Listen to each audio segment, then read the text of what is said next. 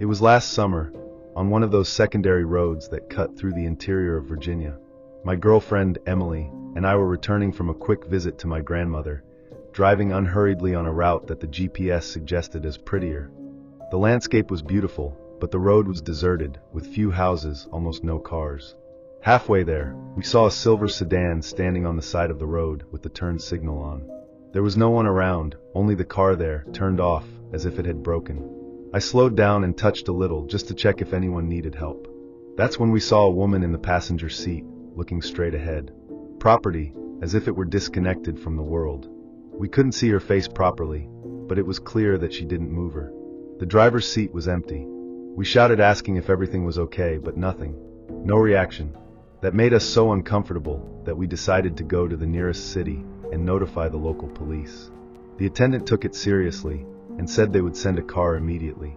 About 40 minutes later, we returned with the police to the place where the car was. But there was nothing else there. Neither the car, nor marks on the floor, no sign that someone had passed by. The road was gravel, so you would expect at least a trail of tires or footprints, but everything seemed untouched. The policeman even tried to look calm, saying that maybe the person had gotten help and left, but you could see that he also found it strange. We thanked him and went on his trip, still a little restless with everything. But the worst was yet to come. It was already night and we were about 20 minutes from home, on a larger highway with more movement. That's when I noticed a car behind us, a silver sedan, just like the one on the road. I couldn't say for sure that it was the same, but that made me tense. At first I thought it was a coincidence, but the car was still behind, keeping the same distance, changing lanes when I changed. Emily also noticed and was silent, just squeezing my arm. I didn't want to speed up or do anything abrupt. I just kept driving, trying to stay calm. When I turned at the entrance of our neighborhood, the car also turned over. That gave me an immediate chill in my stomach. I took a different path from normal just to test. I entered random streets, went around the courts, and the damn car was still behind. He didn't overtake, he didn't get too close, he just kept his distance. It was only when I entered back on the main avenue and stopped at a well-lit gas station that he passed straight, as if he had never intended to follow us. But the feeling of being watched didn't go away. We got home shortly after, but the weather was completely different. We locked all the doors and windows, even if the neighborhood was quiet. I even checked the security cameras on the front of the house before going to sleep, just in case. At 3 in the morning, I woke up with an alert from the camera app. When I opened it, I almost dropped my cell phone. It showed the deserted street, but for a brief second, the same silver sedan passed slowly in front of our house. No headlights, just passing by, and disappearing right after the curve. To this day, I don't know who that motionless woman was, nor who drove that car. The next day, I went to the local police station and asked to see if there was any record of an abandoned car on the road where we had passed. The policeman on duty searched, but found nothing. Neither calls, nor vehicles sent to that stretch. When I mentioned that we had returned with a car the day before, he frowned. He said that, according to the system, no patrol was moved to that area at that time. I swear we went with a uniformed policeman, in a car with a siren and everything. Emily also remembers this clearly. But there was no record. Since then, we have completely avoided trips on secondary roads. We still have the image of that motionless woman in the passenger seat engraved on her head. That fixed look, as if it wasn't there anymore. And the fact that, after all, the car appeared again in front of our house, is the kind of thing that makes you question reality. We never saw the sedan again. But to this day, every time I see a silver car in the rearview mirror for a long time, my stomach crashes. My friends and I decided to take an improvised road trip that summer. Nothing much planned, just take the road, camp wherever you go, and enjoy the time together. There were 4 of us, me, Josh, Tyler, and Sam. On the 3rd day, we were driving on an interstate road, without much traffic, when I noticed a truck coming after us. It was one of those big, red, with the bumper a little crooked.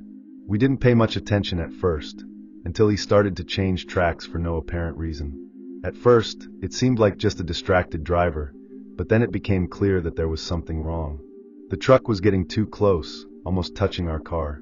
When I changed tracks, he changed too. There was a time when he came so high that I thought he was going to hit. I honked, accelerated a little, but he continued. I thought the driver was angry for some reason, or maybe he was drunk. We decided to leave the main road and take a rural route that led straight to the park where we would go camping. It was a shortcut that no one used. But the truck came in behind us. And then everything got much weirder. The rural road was narrow, without a side, and surrounded by trees on both sides. No car was passing by, just us and the damn truck. The strangest thing is that he didn't surpass us, nor did he diminish. He kept a strange distance, as if he was expecting something. Tyler started filming with his cell phone through the back window, thinking it was some kind of chase. Josh, who was in the passenger seat, suggested that we stop at a gas station or something, but on that road there was nothing. Only closed forest and rusty old plates. That's when we decided to make a sharp turn to the right, in a dirt entrance that led to an abandoned camping area, where we knew you could turn around. We went in quickly, raising dust. The truck went straight. We were relieved for a few seconds, until we heard the sound of tires being braked ahead. And seconds later, the severe roar of the engine coming back, now approaching slowly on the same dirt road we had entered. He was coming back, behind us. At that point, the weather inside the car was pure panic. I hitched the reverse in a hurry, trying to get out of the dirt road, but the tires slipped in the mud. Sam, who was in the back seat, started yelling for us to get out of the car and run, but before we decided anything, we saw the truck's headlights appear between the trees. They were off until then, which means that the driver knew exactly where we were. He was hunting us. It didn't make sense. The road was dark, and yet he found us as if he knew we would go in there. When we finally managed to get out of the swamp, we returned to the main road with our hearts in our throats. We were running for almost an hour, trying to mislead the truck, entering and leaving side roads, until we finally stopped at a 24-hour gas station. We got out of the car sweating cold, and waited for some sign of him. No light, no engine sound, nothing. The gas station attendant said that no one had been there in the last 2 hours, and that the road where we were badly was used by trucks. We stayed at the station for almost 40 minutes. We didn't want to get back on the road. Tyler went to the bathroom, and when he came back, he was white. He said the truck had passed by there, but not that night. He saw on the notice wall of the gas station a photo of an identical vehicle, glued together with a police alert. The truck was involved in 2 cases of persecution and disappearance in neighboring states. It was the same model, same color, and the scariest detail, the crooked bumper on the right side. The poster said not to approach and call the police if it was sighted. We called the police from there, reporting everything that had happened. They came, collected testimonies, asked for the security footage of the station, but of course the truck never got in there. Not this time. And despite what we saw, no one had concrete evidence. The video Tyler made got shaky and dark. It looked like just an ordinary truck. The authorities said they were going to investigate, but deep down we knew it would end in nothing. The strangest thing was the next day, when we woke up at the motel. There was a clay mark on the rear bumper of our car, as if something or someone had touched there during the night. The mark was well defined, as if it were from a mud-stained hand, with fingers running down. None of us left the room that night, and the car was locked in the motel parking lot, with cameras everywhere. We asked to see the recordings, but according to the manager, the camera that took exactly that part of the parking lot wasn't working since the previous week. No one saw anything. No one heard anything. But that brand was there. Clear. Recent. Like a message that he knew where we were, even after we left the road. We returned home that same day, without arguing much. The trip ended there. None of us wanted to drive at night for a long time. I even sold my car a month later. We never saw that truck again, but to this day I still get tense when I see high beams approaching through the rearview mirror on an empty road. And the worst of all is knowing that he may still be out there, waiting for some car to slow down next to any shoulder, thinking he's going to help someone. I realized that something was wrong at the exact moment I opened the car door. My backpack, which I had left thrown in the back seat, was now in the passenger seat, open. Some things were out of place, like my wallet thrown on the floor and the headphones hanging on the exchange, as if someone had been looking for something specific. But the key was still with me in my pocket. I locked the car before entering the store, I'm sure of that. Still, everything was scrambled there, and the worst, no sign of burglary. The door didn't seem forced, and the alarm hadn't gone off. I looked around, trying to find someone suspicious. And that's when I saw the man standing inside, leaning near the beverage refrigerator. He wasn't doing anything, just staring at me in a strange way. An empty, fixed look, as if it knew me. He didn't buy anything, he didn't move, he just watched me. I quickly entered the store, trying to disguise the nervousness, and asked the gas station attendant directly if anyone had approached the car.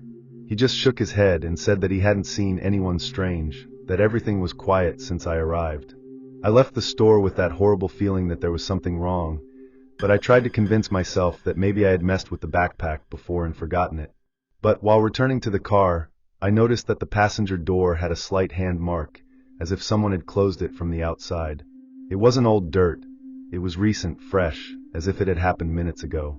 I got into the car, locked everything immediately, and stood there, trying to think about what to do. When I looked at the store again, the man was no longer there. No sign of him. I asked the gas station attendant again, this time firmer. "Who is the guy in the brown cap who was just in here?" And he looked at me as if I had said something absurd. He said that no one has entered the store since he took over the shift, almost an hour before. That I was the only customer since then. I insisted, described the guy, talked about the clothes, the place where he was, but the gas station attendant only shrugged and swore he didn't see anyone. I went back to the car with my stomach wrapped up and stayed there for a few minutes, looking around. I didn't see that man anymore. But when I started the car and turned on the high beam to leave, I noticed something that made me lose my breath. The reflection of the side mirror showed someone in the back seat, for a fraction of a second. When I turned to look, the bench was empty. At the time, I thought it was just a crazy reflex, an illusion caused by light or panic. But I knew what I had seen. That took away any desire to continue on the road. I went back to the station, parked in a well-lit corner, and decided to wait until dawn. I slept little, waking up to every noise, and with my cell phone in hand. When the sky finally began to clear, I got out of the car to stretch my legs. That's when I saw on the back window something written with my finger in the accumulated dust. "You saw me." I don't know who that man was, or how he got in or out of the car without me seeing. I never went back to that post. Since that day, I always check twice if I locked the car, and I never stop on a deserted road at night. It may seem exaggerated, but to this day, when I pass near that stretch, I feel as if someone is still watching me. As if that night wasn't completely over yet. I've never been much of scaring myself with strange races. I've been working as an app driver for 4 years. I've seen everything. Drunks who sleep in the bank, couples fighting, people who come in mute and leave quiet.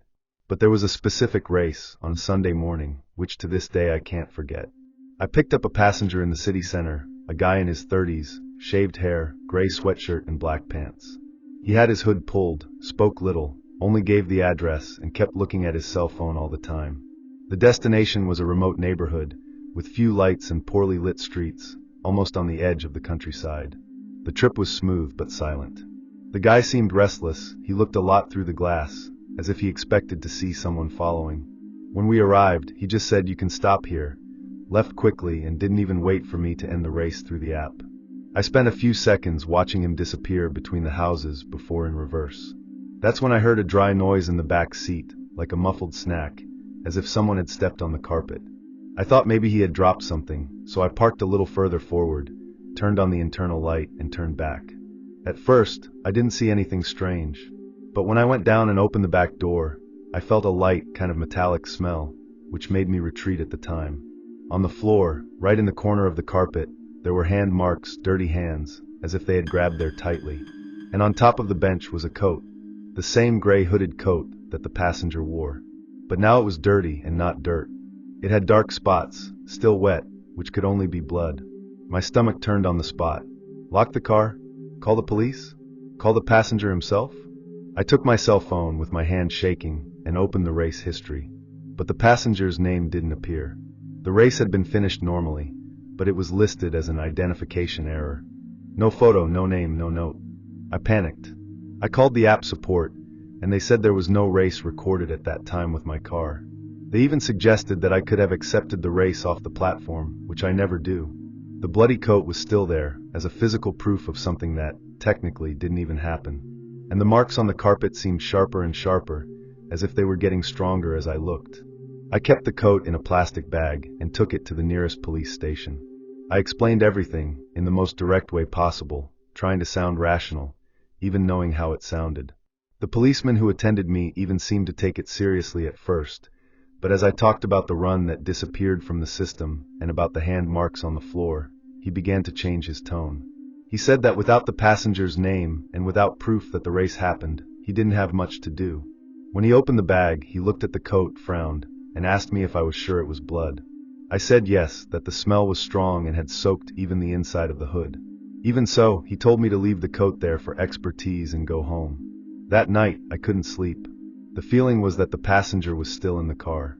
At all times I heard claps, as if someone was moving the doorknobs or dragging themselves in the back seat.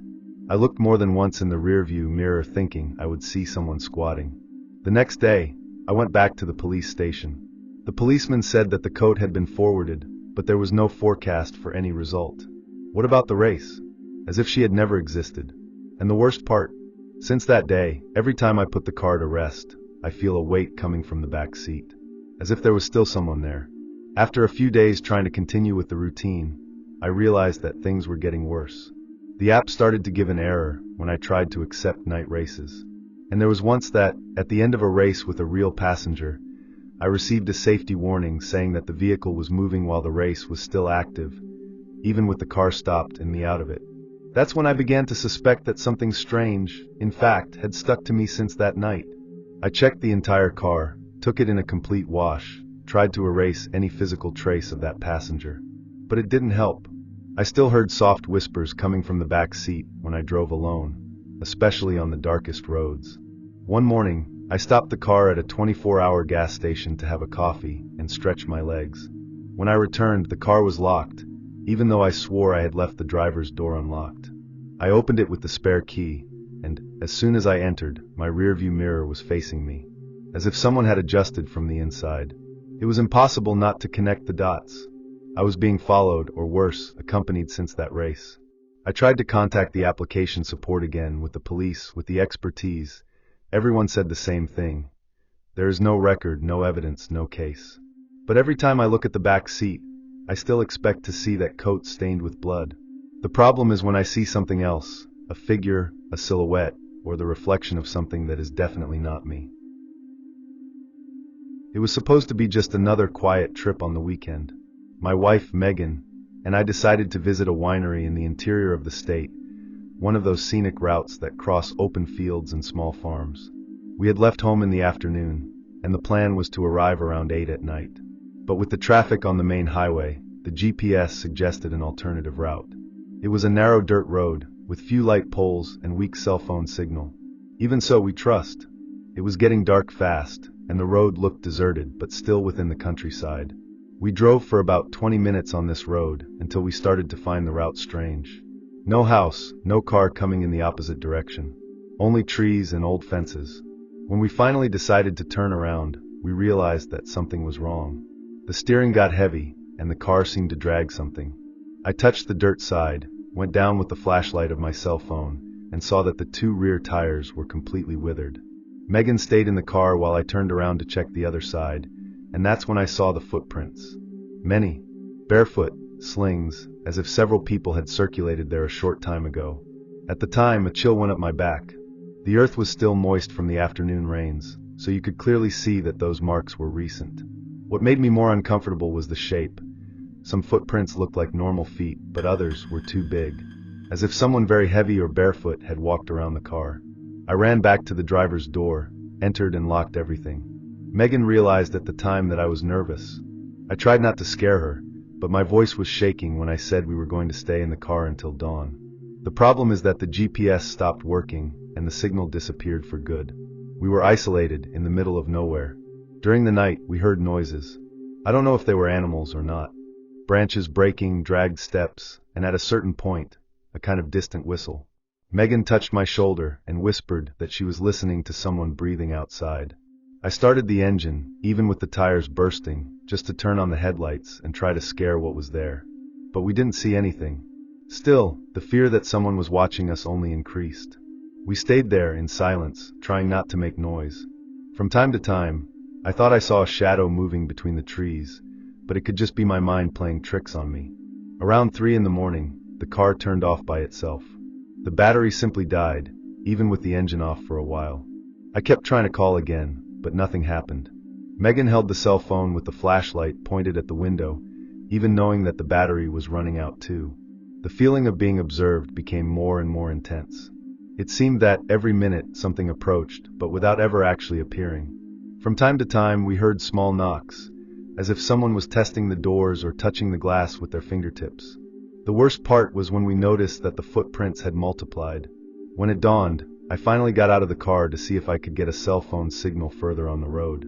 That's when I noticed that there were marks around the whole car, as if several people had been walking in a circle for hours.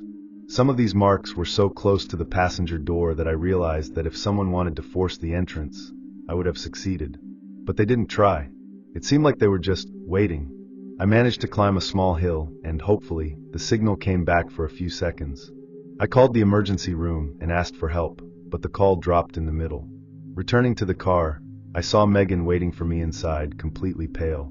She said that while I was away, someone hit the rear window, a dry, unique hit. And when she looked, she didn't see anyone. But on the glass, there was a hand mark. Dirty dirt. The police arrived only after 8 in the morning. We show everything, the cut tires, the footprints, the mark on the glass. The agents went to the Hust with a flashlight, but found nothing. No exit trail, no trace beyond what we had already seen. They said it was probably just some kind of attempted robbery. But who cuts the tires of a car and spends hours wandering around it without trying to get in? Who leaves huge footprints around and hits the window, but doesn't run away when he sees the light? To this day, no one knows. Since then, I never trust GPS 100% again. And if I have to drive at night, I avoid any dirt road. Because whatever was waiting for us on that road, it didn't seem to be there by chance. My best friend, Sarah, and I were returning from a festival in a neighboring city, and like idiots relying too much on the GPS, we ended up taking a completely different path than usual. It was late at night, it was supposed to be around 1 in the morning, and we were on a narrow and dimly lit road, surrounded by bust on both sides. When the cell phone signal went down, the voltage started to hit. We tried to go back, but each return seemed to take us further into that end of the world. After almost half an hour of running, we saw an entrance with a house in the background. The lights on the balcony and living room were on, which gave us a certain relief. We stood the car right at the gravel entrance and went down to try to ask for some information, or at least a general direction. We knocked on the door, called, even rang the bell, but no one showed up. Everything seemed normal, the well-kept house, the sound of a TV on inside, but absolutely no sign of people. That's where that discomfort hit that we only feel when silence gets wrong. We went back to the car with that weird feeling stuck to the skin. None of us spoke, but I knew that Sarah was also suspicious of that house. When we got into the car, the first thing we noticed was that it looked shorter.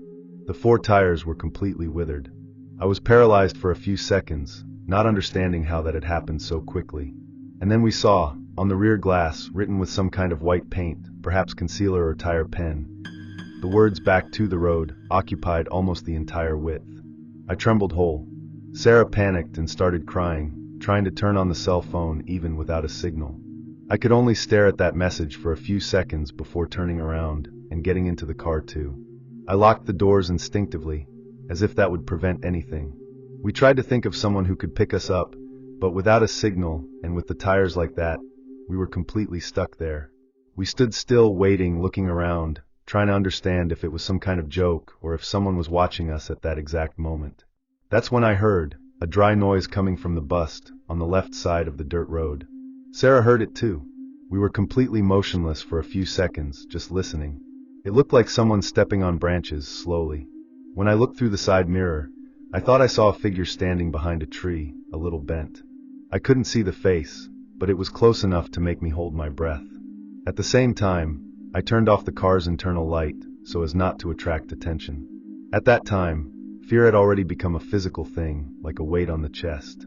We stayed almost an hour inside the car, completely silent, without moving. In some moments, you could hear more noises in the woods, as if someone was circulating around. No car sound, no other lighthouse on the road, no sign that that place led to some corner where there was life. When the signal finally came back, the first thought was to call the police, but we didn't know where we were. We could only send our location to a friend from the neighboring city with a "come now, please." It was the longest 30 minutes of my life waiting for him to arrive. When he arrived with his car, it looked like we had been saved from a nightmare.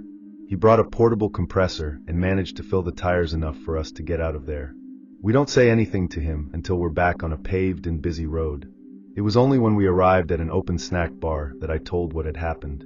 He was in shock, but the strangest thing was what he said later. That house where we stopped was known in the region. It had been abandoned years ago after a resident was arrested for attracting travelers and holding them hostage in the basement. I don't know if it was just a small town story or if we really went through something much bigger than we could understand that night. But since then, I never trust GPS 100% again, especially on night travel. And every time I stop to ask for information in some strange place, I don't turn off the car. That message on the glass, "Go back to the road," it seemed more like a warning than a threat, as if someone had somehow tried to save us. I had never been involved in any kind of car accident before, so I was a little nervous when I lightly hit the back of a car on a stretch of Route 64 in the interior of Virginia. It was nothing serious, a sudden brake. I couldn't stop in time. We got out of the cars, me and the driver of the other vehicle, a guy in his 40s with an unshaven beard and a calm way even too much. He was extremely polite, said that everything was fine, that there was no apparent damage. We took some pictures as a precaution, exchanged numbers if necessary later, and decided that it was not worth calling the police. It seemed like one of those rare cases in which both parties are reasonable and move forward. But in the late afternoon, when I was already arriving close to home, my cell phone rang. Unknown number. I answered thinking it was something related to work.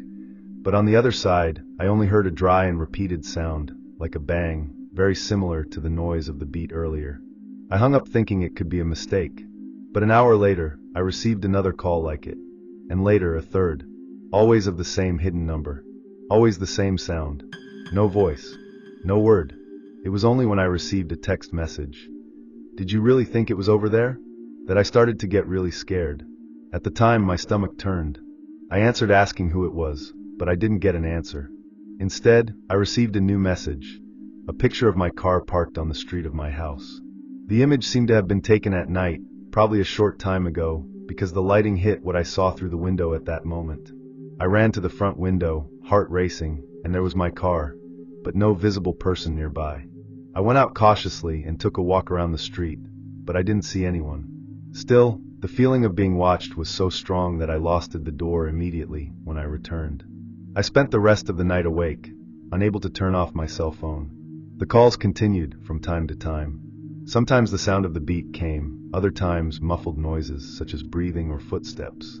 I went to check the number I had exchanged with the driver in the accident and realized that I didn't save it. I just wrote it down in the notepad, and when I looked for it, the file was no longer there. I even thought I had deleted it by mistake, but then I started to doubt that he gave me a real number.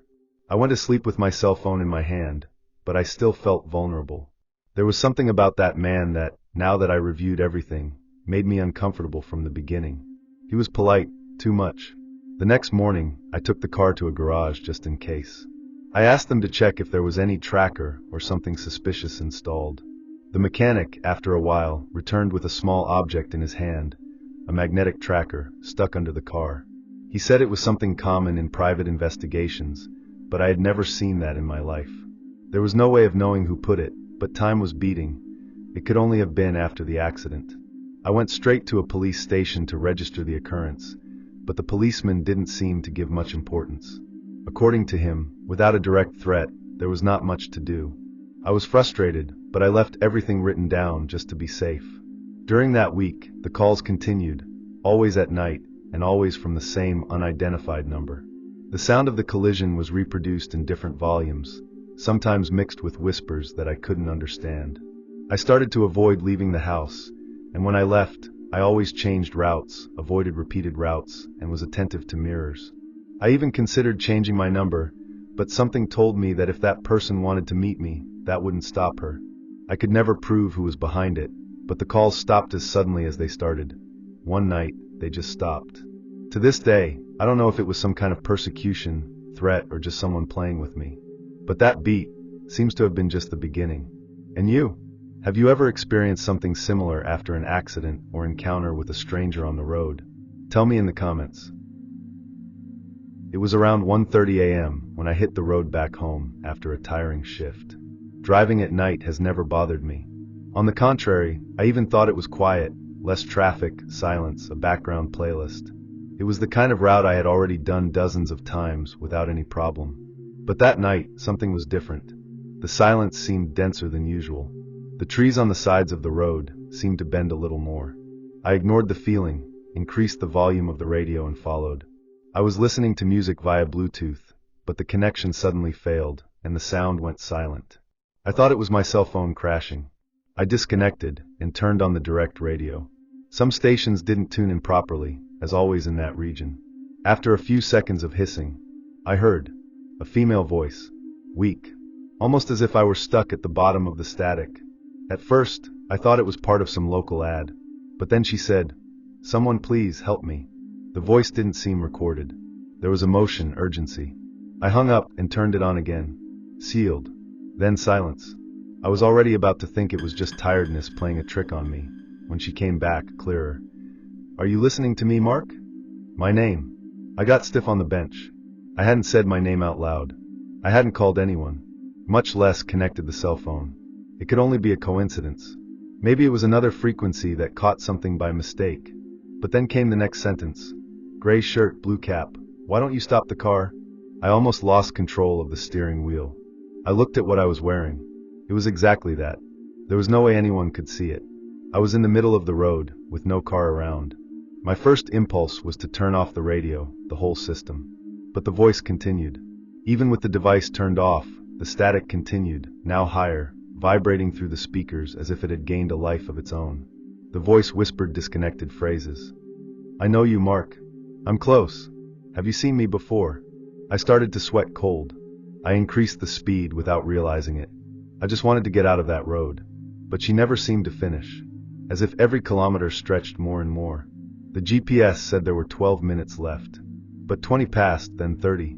And I was still driving that same stretch. Finally, I saw the sign of the exit to my city.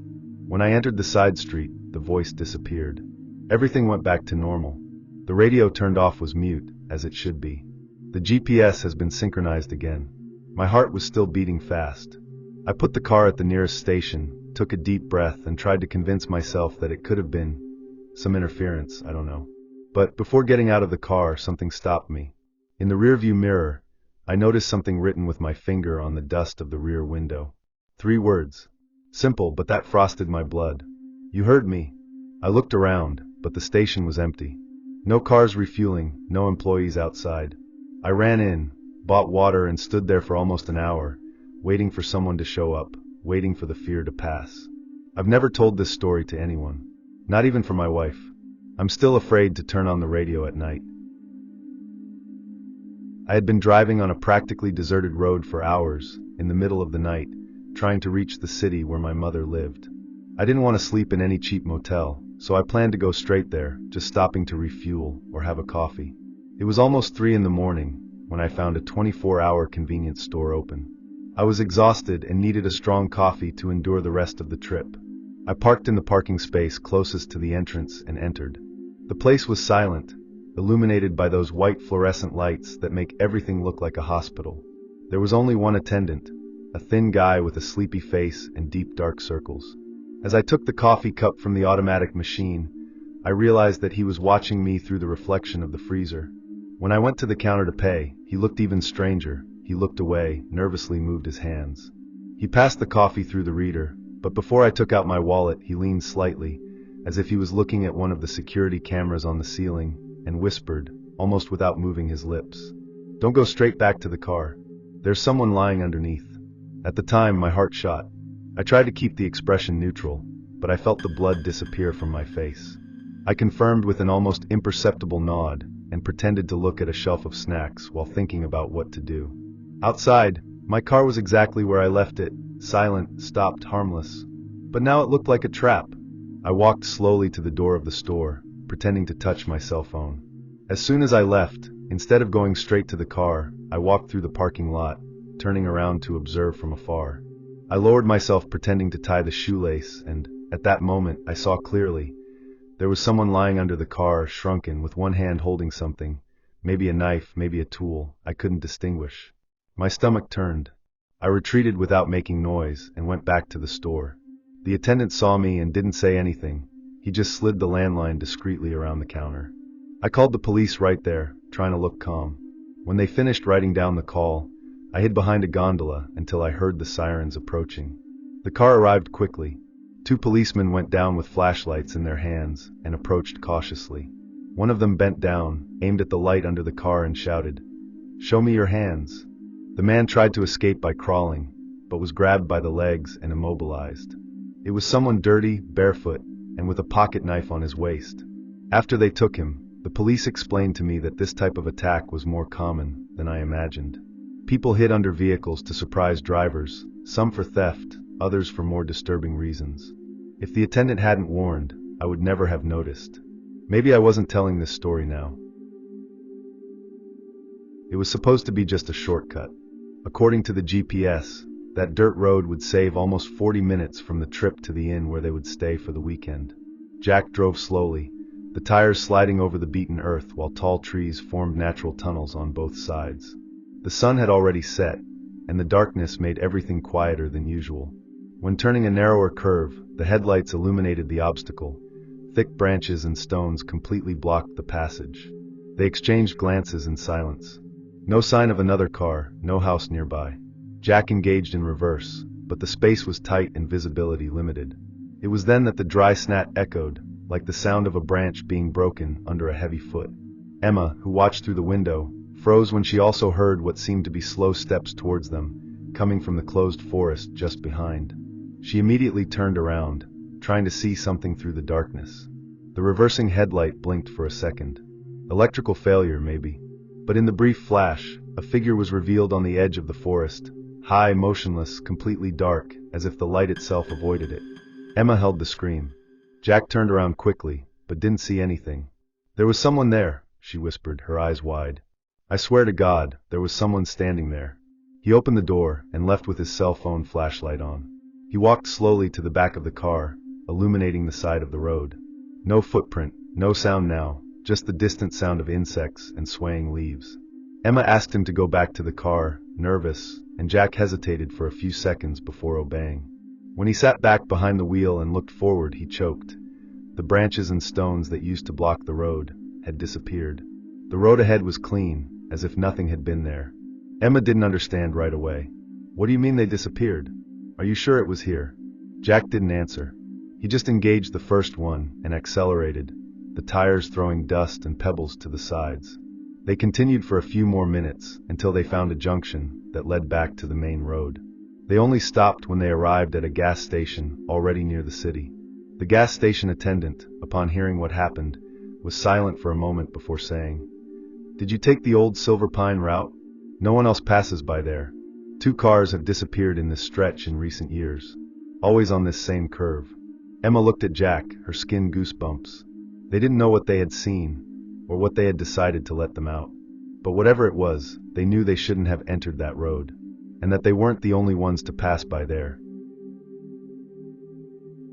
I know that what I'm going to tell here seems like one of those stories that we listen to and think, this would never happen to me.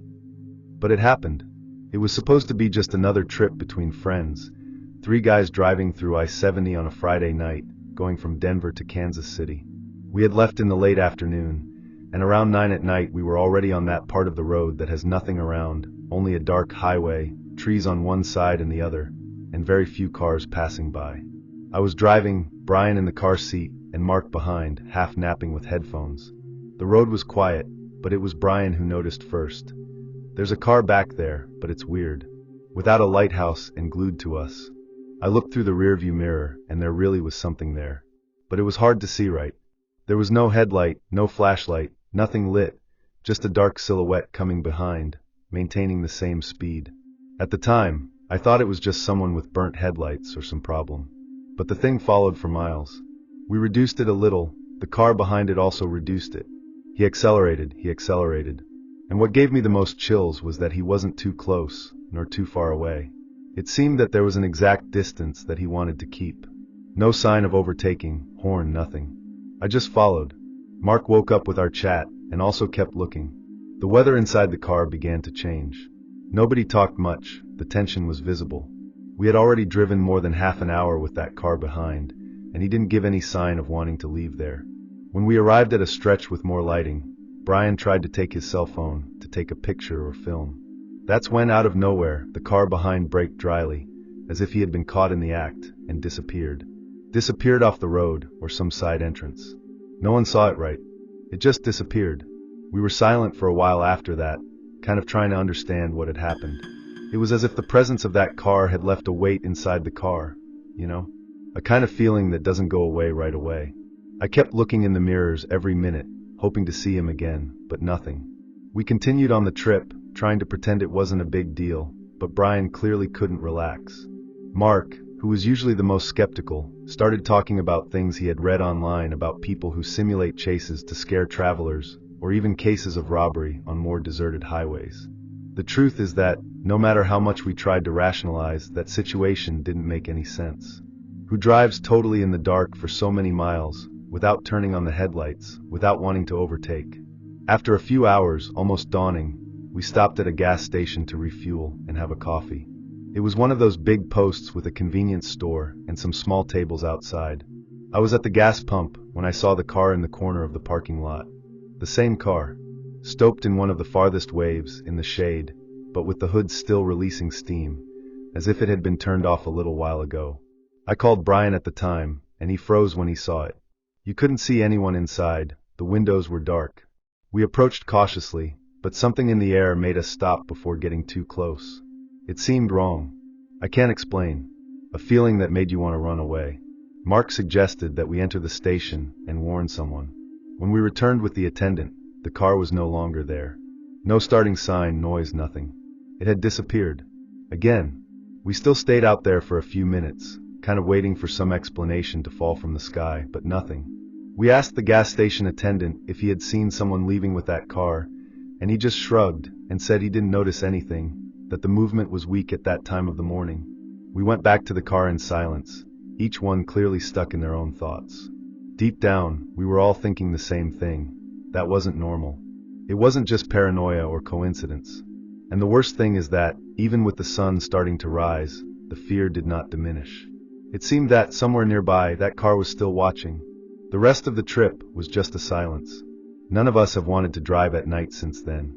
When I tell this to someone, I always hear those attempts to rationalize. It must be some lunatic on the road, or you were tired and exaggerated. But there's no way to explain what we felt that morning. There is no way to explain how a car can appear and disappear like that, more than once, without any sound, without headlights, without logic. The most bizarre thing is that, to this day, sometimes I dream of that car. In the rearview mirror, the empty road behind me. And suddenly there he is again.